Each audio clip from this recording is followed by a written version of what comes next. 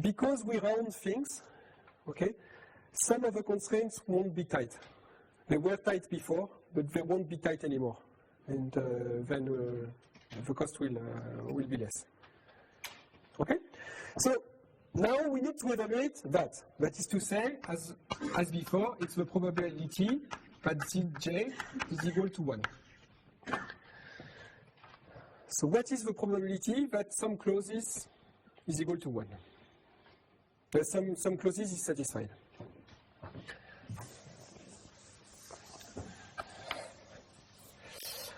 So again, because of the linearity of expectation, we can study each clause independently from the others. Okay? So what we will do is, without loss of generality, we will just assume that we can renumber the variables,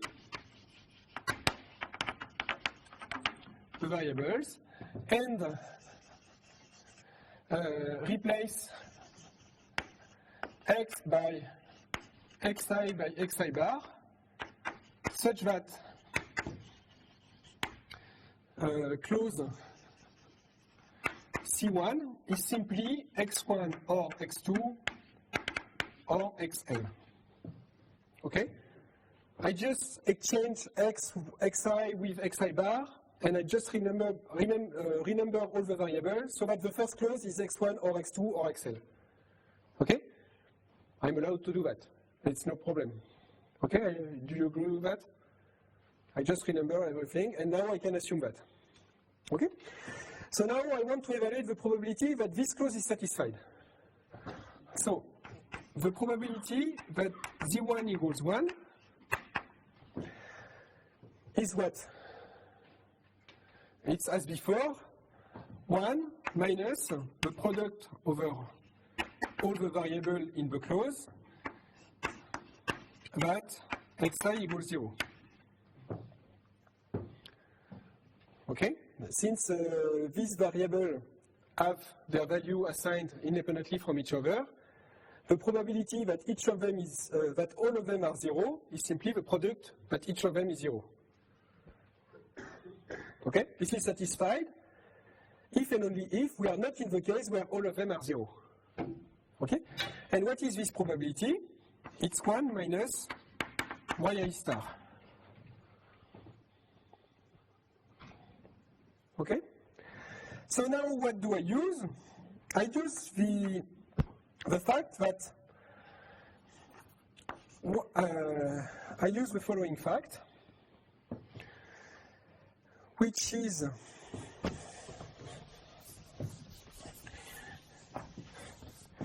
simply the concavity of the log. And what does the concativity of the log tells is that the product from 1 to L of some real numbers ai, okay, is less or larger.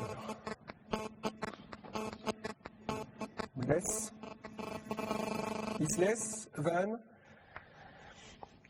the average of these numbers to the L. Okay? So, why is it true? If I take the log of that, I have the sum of the log of the AIs, which is less than L times the log of the sum of the LIs. Okay, and I move the L here. It's so what does this mean? That means that if you look at the log which is concave, okay, what you say is that the average value, so if you take 2 points, okay, the average value of the 2 points here is less than the value of the average, okay, which is clearly true. Okay, it's true with L equals 2, so it's true with any L, okay? So that's concavity of log. Okay, so that's the arithmetical geometric inequality. Okay, so I use it. So the product here is less than the average to VL. So this means that because there is a minus here, this is larger than 1 minus the average, which is 1 over L sum of I from 1 to L of 1 minus AY star to VL. Okay? So why am I happy now? Because I can rewrite it this way. It's larger than 1 minus, I can output the 1 here, so it's 1 minus 1 over L, sum from 1 to L of the yi star to VL. Okay? So why am I happy now? We know that this is greater than Exactly. Okay? We have to use somewhere that y star and c star is the solution of a linear program. Okay? What do we want to relate? We want to relate this thing here with the z stars somehow. We want to relate them with the z stars. Okay? Because the optimum value of this program is expressed in terms of z stars. Okay? And the thing that we can use to relate the y stars with the z stars are these inequalities here. Okay? So what do we know is that since C1 is just composed of positive literals, the constraint associated with Z1, with clause 1, is the constraint. The constraint of C1 is the following. It's simply Z1 star is less than the sum from 1 to L of the y star. Okay? All the literals are positive. All the literals are positive. Okay? So, since there is a minus here and minus there, and since this is larger than zi star, this is larger than 1 minus zj star, sorry, z1, sorry, je vais y arriver, 1 minus z1 star over L to VL.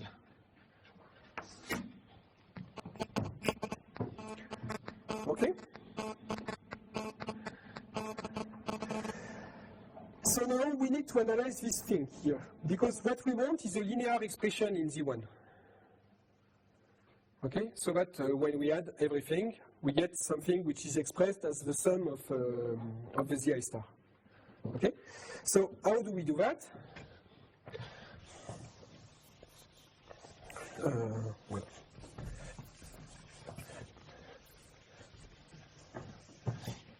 How do we do that? We just study the following function. So, yeah? Can we say that this is equal? Because no. Why would it be equal? Because in our program, since we want the maximum, no. we want Zj. No, because Zj is constrained between 0 and 1. What? Zj cannot be larger than 1. Okay. Okay? Because else, If it was larger than 1, then Zj would be 1, right? yes. So we wouldn't do this thing because we know that. Yeah, but maybe it's necessary that 2 of them are true, so that another clause is true also. Okay, if your program, if your formula is x and x or y and y, okay, this will never be tight. Okay, because you will have y1 equals y2 equals 1, z1 equals z2 equals z3 equals 1. Okay. So, but in that case, Zj would be equal to 1, and then we said that if Zj was an integer, then we wouldn't do this probability. Well, in fact, we don't do it because if the probability is 1, the value will be set surely. Okay, so now we have that. So now we want to relate this thing in terms of z. Okay, so we study the following function, g of z, which is 1 minus z over L to VL. Okay, and we want to study this function. Okay, so what do we know about this function is that, 1 minus that. Okay, we study 1 minus that. Okay, so what do we know about this function is that it is increasing with z. Okay? It is increasing with z. Z varies between 0 and 1. Okay? At 0, it's 1 minus 1, so it's 0. At 1, it's 1 minus 1 minus 1 over L to VL. 1 minus 1 over L to VL. This is equal to exponential of L times log of 1 over minus L. The log, this is less than 1 over L. Okay, log of 1 plus x is less than x. Okay, so this is less than exponential of minus L over L, which is 1 over E.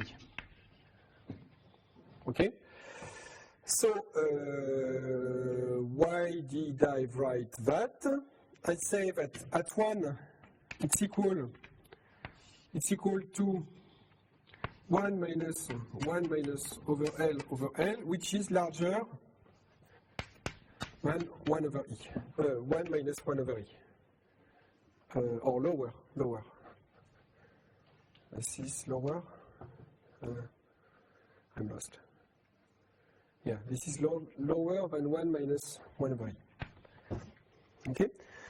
So the good thing is that this function is normally convex or concave? Is it convex or concave? I want it to be concave. Is it the case? So if I derive it once, so if L equals 1, it's 1 minus 1 plus z, so it's z. Okay, so it's linear.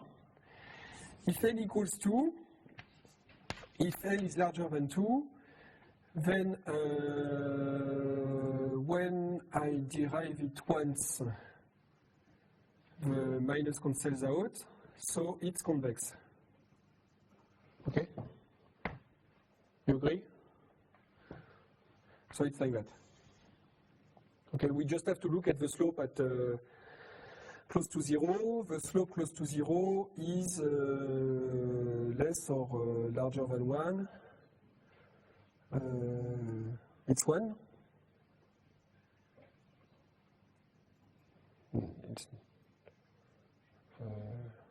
No, it's, we have to compare it with that. Oh, both. Okay, so let's assume it's, I like to be sure. Am I saying something stupid or not?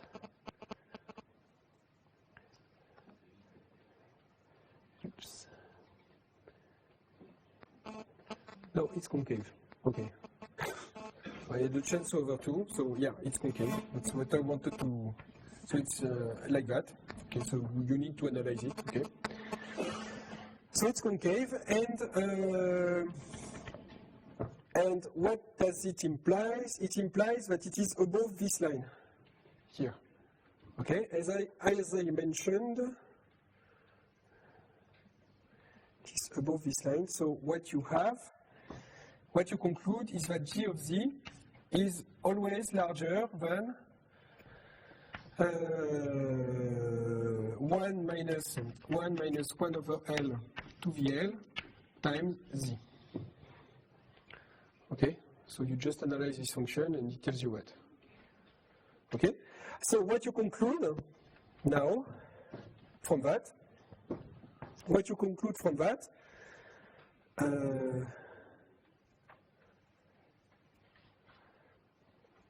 is that, no, this is the opposite.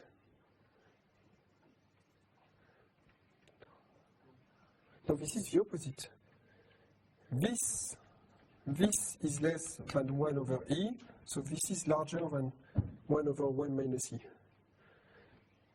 So do you agree with that, or? This is less than 1 over E for all L. Okay? This is less, so 1 minus that is larger than 1 minus 1 over e. Okay? So what can I say is that this is larger than 1 minus 1 over e times z. Okay? So this is just calculus. There is nothing to understand. Okay. So now that we have that, what do we have? We have that the probability here that the clause is satisfied is now larger than 1 minus 1 over e times z1 star. Okay? And this is true for all the 1, okay? For 1 going from 1 to m, okay? So the conclusion is that the expected cost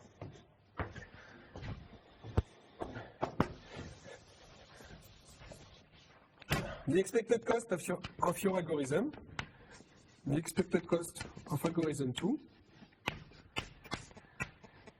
is now larger than the sum over all clauses of 1 minus 1 over e times zj star. Okay? Times zj star, okay? And what is it? It's simply 1 minus 1 over e times the fractional optimum, which is the sum of the zj star, okay? And we know, because it's a relaxation, that this is at least 1 over 1 over c times opt. Okay, so what do we get? We get the 1 minus 1 over e approximation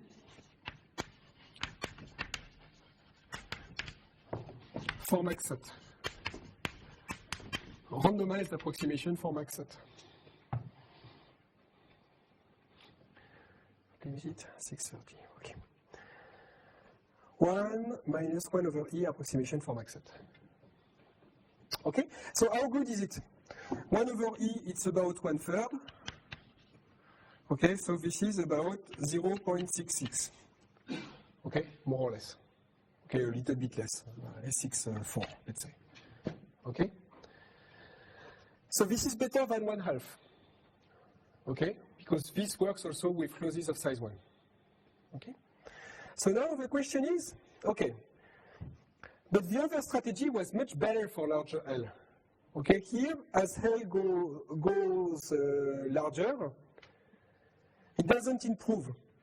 Okay, because you're going, when L goes to infinity, you tend to 1 minus 1 over e. Okay? So this strategy is pretty good for small clauses, but really bad for large clauses in comparison to the other one. Yeah? What?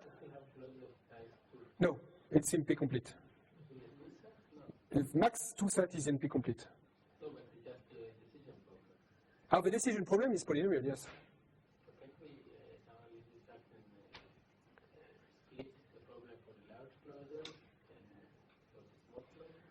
No, because they have to be satisfied together with the same assignment. You cannot separate the things. You cannot solve the clauses of size 2 and then solve the other ones, because everything has to be satisfied together. So you cannot do that. Okay? But what you can do is try to combine these two algorithms. So, again, let's do it stupidly. Okay? Just run one or the other and take the average. And choose randomly with probability 1/2 one and 1/2 the other. Okay? Do you understand the algorithm 3? Okay? So let's try to analyze algorithm 3.